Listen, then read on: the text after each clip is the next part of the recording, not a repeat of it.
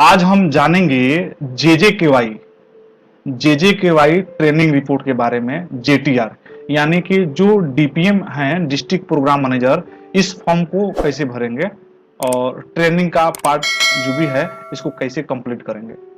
देखिए, ट्रेनिंग जो भी आप डीपीएम हैं तो आपको ट्रेनिंग बीपीएम को भी देना है और फिर पीपीएम को भी देना है। यानी कि अगर फॉर्म को भर रहे हैं, मान लीजिए कि अगर किसी बीपीएम को ट्रेनिंग दे रहे हैं तो उस बीपीएम के यहाँ पे नाम लिखेंगे, उसका मोबाइल नंबर लिखेंगे और फिर यहाँ पे अपना उनका आईडी नंबर लिखेंगे और कौन सा डिस्ट्रिक्ट के हैं उस डिस्ट्रिक्ट का नाम डाल लिखेंगे यहाँ पे, और कौन सा ब्लॉक में काम कर रहे हैं उसका उनका वर्क एरिया क्या है उनका इस यहाँ पे मेंशन करके और आगे बढ़ेंगे। अगर उसी तरह करके मान लीजिए कोई पीपीएम है तो पीपीएम में सब कुछ कॉलम को भरना होता है, जैसे कि डिस्ट्रिक्ट के नेम हो गया, ब्लॉक नेम हो गया, पंचायत नेम हो गया, जो पीपीएम को ट्रेनिंग दे रहे हैं उनका नाम क्या हुआ, मोबाइल नंबर क्या हो गया, आईडी नंबर क्या हुआ, बीपीएम का नाम क्या हुआ, बीपीएम का मोबाइल नंबर और बीपीएम का आईडी नंबर।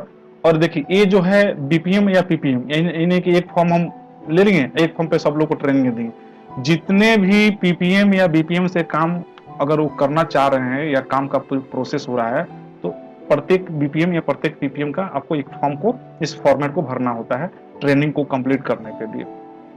चलिए अब हम आगे देखते हैं कि क्या क्या है।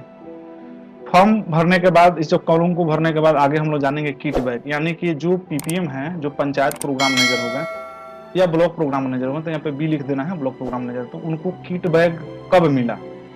संस्था के माध्यम से डायरेक्ट संस्था भी भेज सकती है उनके पास, ये आपके पास है तो आप दिए, या फिर बीपीएम के पास पहुंचा है किट बैग तो बीपीएम दिए, तो कब उस पीपीएम के हाथ में मिला हुआ है किट बैग उसका आप डेट यहाँ पे अंकित करेंगे।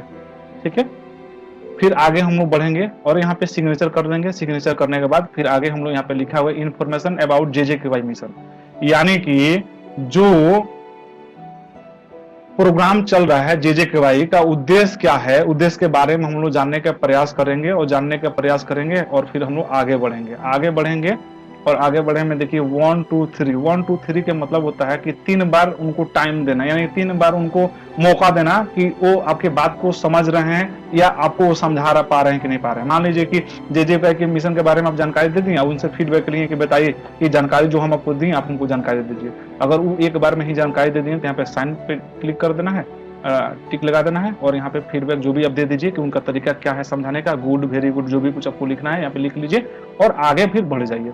अगर मान लीजिए कि एक बार उनको समझाएं, एक बार में भी नहीं समझे, 2 बार समझाएं, 2 बार में भी नहीं समझे, वो 3 बार समझाएं, 3 बार में भी नहीं समझे, ऐसे 3 बार मौका देना है।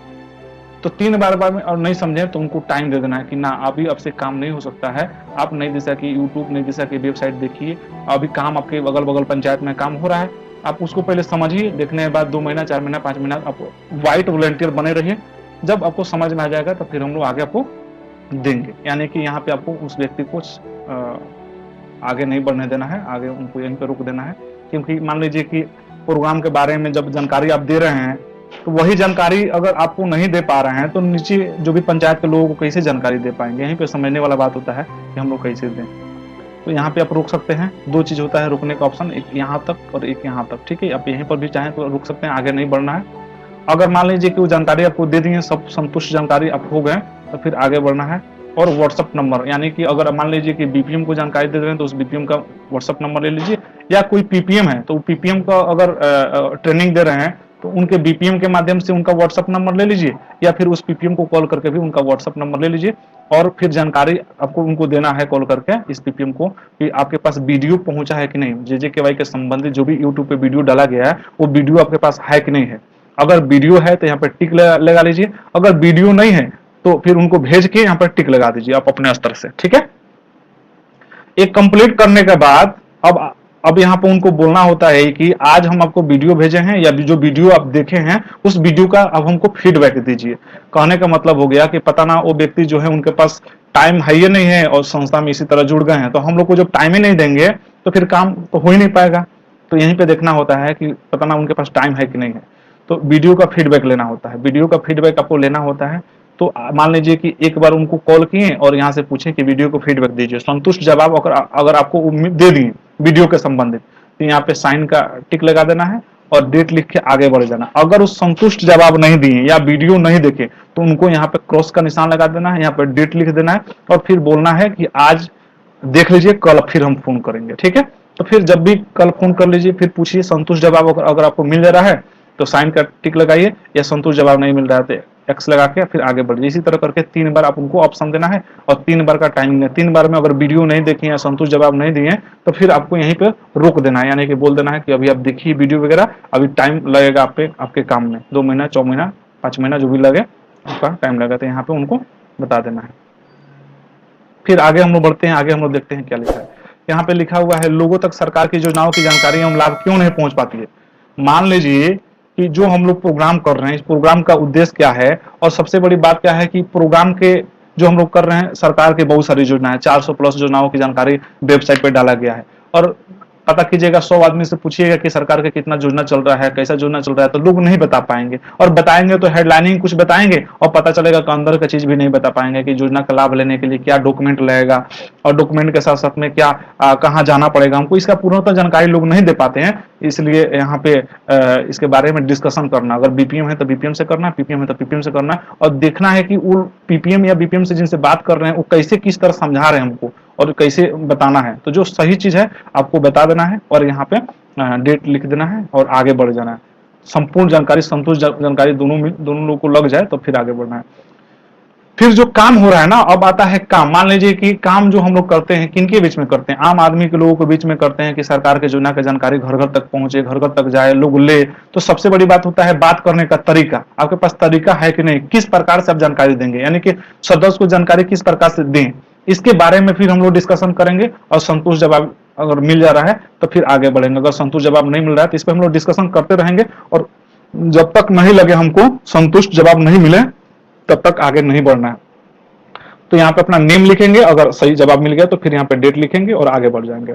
अब यहाँ पे एक और लिखा हुआ है, सक्रिय सदस्य से क्या क्या लाभ मिलता है। मान लीजिए कोई मेंबर है जो संस्था का सदस्य बनना चाह रहा है, तो सदस्य को संस्था क्या क्या बेनिफिट देती है, इसके बारे में जो भी बेनिफिट है इसके बेनिफिट के बारे में बताएंगे, और फिर संतुष्ट जवाब लेके फिर टिक लगा के यहाँ पे टिक लगाएंगे और फिर आगे बढ़ जाएंगे। उसी तरह करके जो सक्रिय सदस्य से लाभ जो मिलता है, वो लाभ में एक बेनिफिट मिलता है, सुकन्या का बेनिफिट। इस बेनिफिट को लेने के लिए क्या क्या करना पड़ता है और कैसे मिलता है, इसके बारे में पूर्णतः जानकारी देकर टिक लगाएंगे, फिर आगे बढ़ेंगे। इसी तरह करके संस्था द्वारा सक्रिय सदस्य के लिए जो भी प्रवेश शुल्क है 125 रुपया प्रबंधन पर कैसे खर्च करती है। मान लीजिए कि जो मेंबर बनते हैं उस मेंबर में 125 पर संस्था कैसे खर्च करती है, उसका पूरा विवरण बताना होता है कि कैसे खर्च करती है, और उसका पूर्णतः जानकारी देना होता है। फिर जानकारी देने के बाद फिर उनसे फीडबैक ले लीजिए और फिर टिक लगाइए, फिर आगे बढ़िए। और कोई सदस्य बनते हैं तो सदस्य को कितना शुल्क देना होता है उसके बारे में भी जानकारी देंगे, और जानकारी देने के बाद फिर टिक लगाएंगे, आगे बढ़ जाएंगे।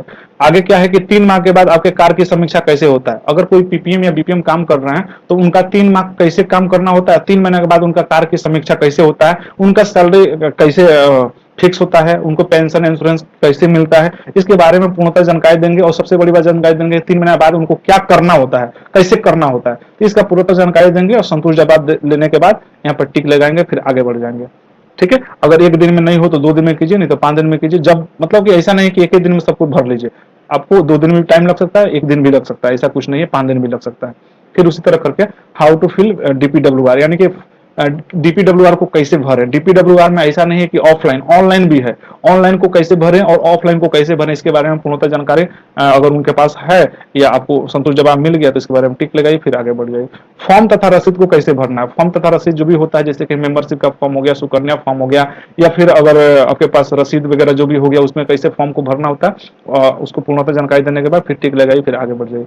आप कैसे कार्य करते हैं, अब यहाँ पे देखिए लिखा हुआ है आप कैसे कार्य करते हैं। आप जो काम करते हैं तो काम करने का तरीका बताना होता है कि आप जो काम करना होता है, 8 घंटा ड्यूटी कैसे देते हैं, कैसे लोगों से मिलना होता है, कैसे बात करना होता है, पूर्णतः जानकारी देने के बाद यहाँ पे टिक लगाइए, फिर आगे बढ़ जाइए।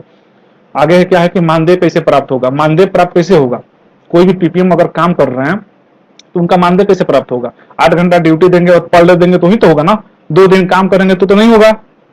ज्वाइन कर लिए हैं, पता चल रहा है कि 1 ही दिन काम कर रहे हैं, तो 1 दिन काम कर रहे हैं तो 1 ही दिन का पेमेंट मिलेगा, ये नहीं कि 1 महीना का पेमेंट मिल जाएगा। ठीक है, इसलिए उनको बताएंगे कि आप अगर ड्यूटी पर डे कीजिएगा तो पर डे का पेमेंट मिलेगा, नहीं तो आप जितना दिन ड्यूटी करते हैं उतना ही दिन का पेमेंट मिलेगा। इसके बारे में पूर्णतः जानकारी देना है, फिर टिक लगाना है और आगे बढ़ जाना है। आगे बढ़ने के बाद देखिए यहाँ पे लिखा हुआ है वेबसाइट लॉगिन पोर्टल के बारे में जानकारी कैसे दे। अब लॉगिन पोर्टल कैसे लॉगिन करना होता है पीपीएम को या बीपीएम को, उसके बारे में जानकारी यहाँ पे देंगे। टिक लगाएंगे और आगे बढ़ेंगे। अकाउंट ऐड कैसे करना है इसके बारे में जानकारी देंगे और फिर आगे बढ़ जाएंगे। फिर मेंबर एंट्री कैसे करना होता है ऑनलाइन इसके बारे में जानकारी देंगे, फिर आगे बढ़ जाएंगे। मतलब कि सेम चीज जो लॉगिन हो गया, अकाउंट ऐड हो गया, मेंबर एंट्री हो गया, सैलरी रिक्वेस्ट कैसे भेजना होता है, सैलरी चेक कैसे करना होता है, ऐड मनी कैसे करना होता है, इसमें टिक लगाएंगे और फिर आगे बढ़ के यहाँ पे सिग्नेचर कर लेंगे। और सबसे महत्वपूर्ण क्या है यहाँ पर देखेंगे, जो भी डीपीएम है, मान लीजिए इस जिसका फॉर्म भर रहे हैं, अगर बीपीएम का फॉर्म भर रहे हैं ट्रेनिंग वाला, तो उस बीपीएम का किस दिन मीटिंग लिए यहाँ पे डेट लिखेंगे। अगर डेट लिख देंगे और फिर यहाँ पे भी उनका देख लेंगे कि इनको आज फील्ड में हम उतार रहे हैं, संस्था कब बोल रही है फील्ड में उनको छोड़ने के लिए, यहाँ पे लिख के आगे बढ़ेंगे।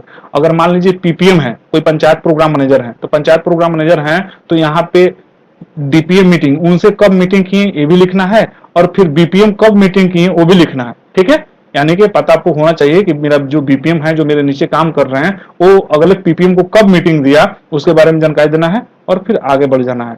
ठीक है, आगे बढ़ने के बाद जब संस्था को इस फॉर्मेट को सबमिट करना होता है व्हाट्सएप के माध्यम से या मेल के माध्यम से, तो यहाँ पे आप लिखेंगे, मान लीजिए कि आप डीपीएम है तो आप अपना नाम लिखेंगे, डीपीएम अपना आईडी नंबर लिखेंगे, दिनांक लिखेंगे और यहाँ पे लिखा हुआ ऑलरेडी को ये प्रमाणित करता हूँ कि अपने तरफ से मैं जो भी पीपीएम होंगे तो पीपीएम का नाम लिख लेंगे और बीपीएम होगा तो इस पर बिल बनाकर लिख लेंगे, उसी तरह उनका आईडी नंबर लिख लेंगे। उपरोक्त संपूर्ण प्रशिक्षण दिलवा चुका हूं, अब इसके बारे में सिग्नेचर करेंगे और व्हाट्सएप पे भेज देंगे। व्हाट्सएप पे भेजने के बाद आप वेट करेंगे कि संस्था कब अप्रूवल दे रही है उस पीपीएम को, क्योंकि संस्था भी अपने तरीका से उनको ट्रेनिंग देती है और देखती है कि आपने कैसे जानकारी दी है और बीपीएम कैसे जानकारी। जब संस्था को संतोष जवाब मिल जाता है तब उनको अप्रूवल दे देती है कि आगे फील्ड यहाँ पे जो 5 day visit in work area 5 दिन के लिए उनको फील्ड में छोड़िए और उनका जो भी परेशानी है उसका भी समाधान करें।